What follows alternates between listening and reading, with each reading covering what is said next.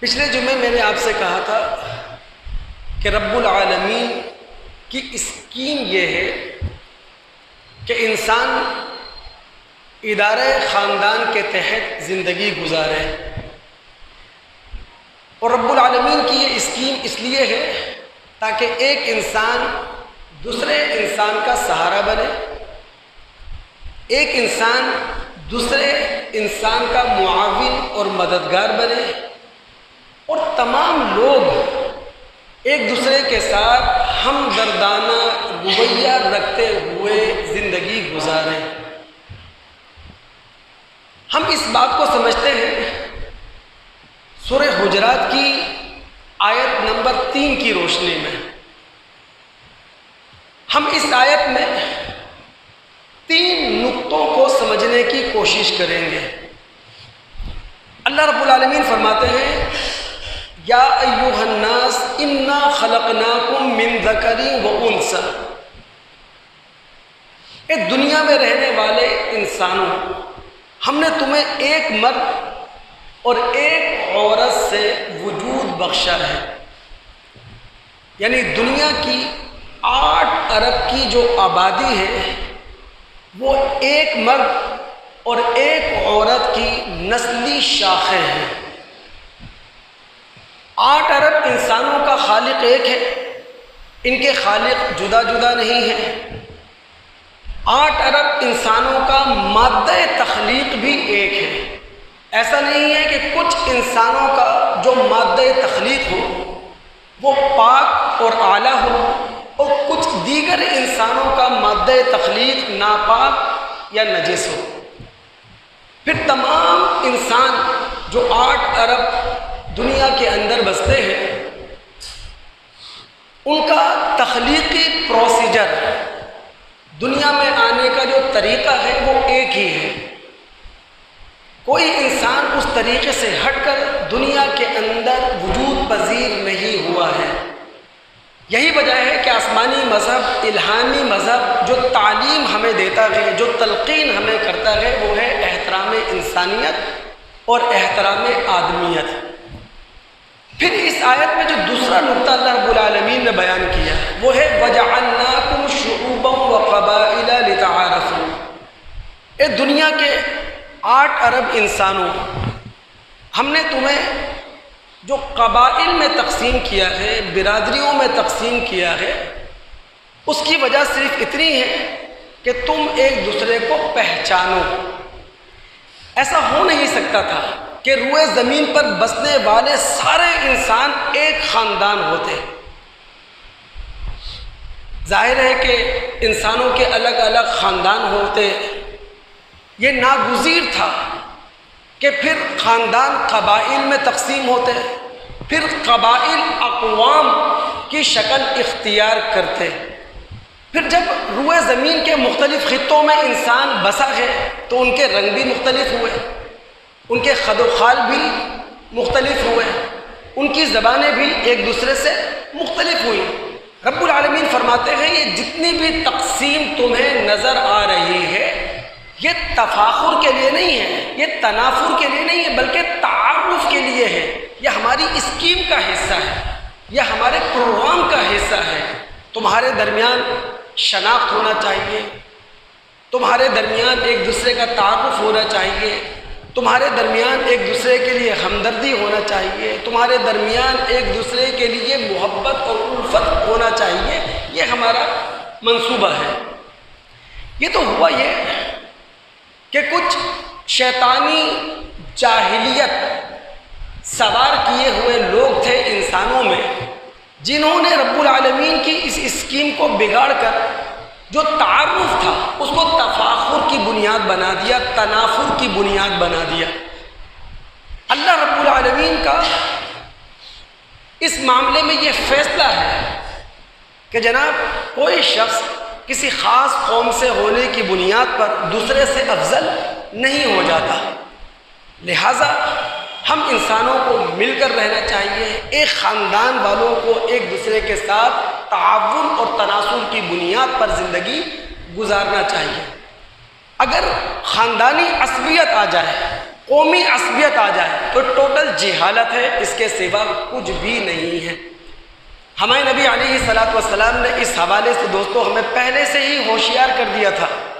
وہ جو مسند احمد اور ابن ماجہ کے حوالے سے ایک روایت ہے، عبادہ بن کثیر الشامی اس کے راوی ہیں، وہ فلسطین کی ایک خاتون جن کو فصیلہ کہا جاتا ہے ان سے روایت کرتے ہیں۔ فصیلہ نے کہا کہ میں نے اپنے والد سے سنا، میرے والد محترم نے محمد الرسول اللہ صلی اللہ علیہ وسلم کے سامنے سوال رکھا تھا کہ اللہ کے رسول صلی اللہ علیہ وسلم یہ بتائیے امین العصبیہ، کیا یہ عصبیت کہلائے گی؟ ان یحب الرجل قومہ، کہ کوئی شخص اپنی قوم سے محبت کرتا ہے، اپنی برادری سے محبت کرتا ہے، اپنے خاندان سے محبت کرتا ہے۔ ظاہر ہے کہ یہ فطری چیزیں ہیں۔ اللہ کے رسول نے فرمایا لا، اپنی قوم سے محبت کرنا، اپنے قبیلے سے محبت کرنا، اپنی برادری سے محبت کرنا یہ عصبیت نہیں کہلاتی۔ ولیکن من العصبیہ، عصبیت یہ ہے ان ینصر الرجل قومہ علی الظلم، کہ کوئی قوم کا شخص ظالم کے ساتھ کھڑا ہو جائے۔ قوم ظالم ہے، برادری ظلم کر رہی ہے، خاندان ناروا سلوک کر رہا ہے، لیکن صرف ایک خاندان کا ہونے کی بنا پر، ایک قوم کا ہونے کی بنا پر، ایک برادری کا ہونے کی بنا پر اس ظلم کے ساتھ اگر قوم اور برادری کے ساتھ کھڑے ہو گئے، یہ عصبیت ہے۔ تیسری چیز جو اس آیت میں رب العالمین نے ہم تمام انسانوں کو سمجھا دی، 8 ارب انسان دنیا میں بستے ہیں، ان اکرمکم عند اللہ اتقاکم، اللہ تعالیٰ کی نگاہ میں تم میں سب سے زیادہ عزت والا وہ شخص ہے جس کے پاس تقویٰ ہے، جس کے پاس طہارت ہے۔ دیکھیں، اگر کوئی شخص کسی خاص قوم میں پیدا ہو گیا، کسی خاص برادری میں پیدا ہو گیا، کسی خاص خاندان میں پیدا ہو گیا، یہ اتفاقی معاملہ ہے، یہ اتفاقی امر ہے۔ لہٰذا مذہب کا یہ فیصلہ ہے، قریشی اس لیے افضل نہیں ہے، وہ قریشی ہے، ہاشمی اس لیے افضل نہیں کہلائے گا، وہ ہاشمی ہے۔ کوئی شخص علوی ہو، کوئی صدیقی ہو، کوئی فاروقی ہو اس لیے افضل ہو جائے، نہیں۔ کسی خاص خاندان اور قوم کے حوالے سے کوئی شخص معزز اور محترم نہیں ہے اللہ کی نگاہ میں۔ اللہ کی نگاہ میں وہ معزز ہے، وہ محترم ہے، وہ ذی شان ہے جو اخلاقی فضیلت رکھتا ہے، اور اخلاقی فضیلت یہ خود اختیاری چیز ہے۔ کوئی بھی شخص اخلاق اپنے اندر خود پیدا کرتا ہے، کوئی بھی قوم اپنے اندر اخلاق پیدا کر کے اس کی پرورش کرتی ہے، اس کی نگہداشت کیا کرتی ہے۔ اسی لیے اگر ہم نبی علیہ الصلوۃ والسلام کی اس تقریر کو سامنے رکھیں جو تقریر آپ نے فتح مکہ کے بعد کی، طواف آپ نے کیا، اور آپ صلی اللہ علیہ وسلم کی یہ تقریر بحیقی شعب الایمان کے اندر، ترمذی کے اندر موجود ہے۔ نبی علیہ الصلوۃ والسلام نے تقریر کرتے ہوئے کہا تھا الحمدللہ الذی اذھب عنکم عیب الجاہلیہ وتکبرها، تمام تعریفیں اس اللہ کے لیے ہیں جس نے جاہلیت کا عیب ہم سے ختم کر دیا، جس نے زمانے جہالت کا تکبر ہم سے مٹا دیا۔ اور پھر رسول اللہ صلی اللہ علیہ وسلم نے فرمایا تھا یا ایھا الناس، اے لوگو، الناس رجلان، انسان 2 طرح کے ہوتے ہیں۔ ایک انسان وہ ہے بر تقی کریم علی اللہ، جو نیکوکار ہو، جو پرہیزگار ہو، جو اللہ تعالیٰ کی نگاہ کے اندر معزز اور محترم ہو۔ اور دوسرا انسان وہ ہوتا ہے فاجر شقی حین علی اللہ، جو فاجر ہو، جو بدبخت ہو، جو خدا کے مقابلے پر کھڑے ہونے والا ہو، اور جو اللہ رب العالمین کی نگاہ میں ذلیل ہو، کمتر ہو۔ پھر رسول اللہ نے فرمایا تھا کہ تمام کے تمام انسان آدم کی اولاد ہیں، اور آدم کو اللہ رب العالمین نے جو پیدا کیا ہے وہ مٹی سے تخلیق کیا ہے۔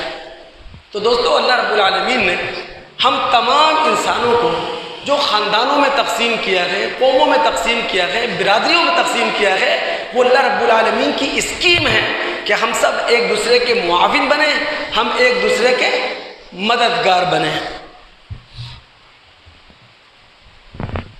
رشتوں کے اندر ایک تقدس ہے، رشتوں کے اندر ایک احترام ہے، رشتوں کے اندر ایک حرمت ہے۔ اگر یہ بات دوستوں میں آپ کو سمجھا سکا،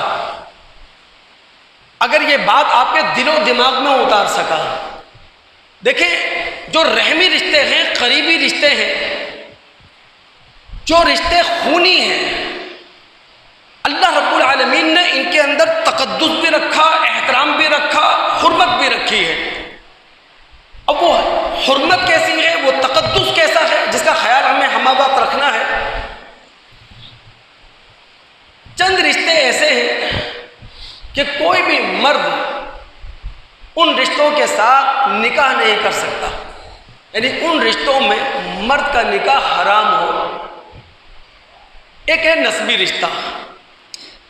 نسبی رشتے کا مطلب کیا ہے کہ ایک شخص پر اس کی ماں، اس کی بیٹی، اس کی بہن، اس کی پھپھو، اس کی خالہ، اس کی بھتیجی، اس کی بھانجی حرام ہے۔ یعنی جو فطرت صالحہ ہے، جس فطرت پر انسان تخلیق کیا گیا ہے، وہ فطرت صالحہ اس بات کو گوارا نہیں کرتی کہ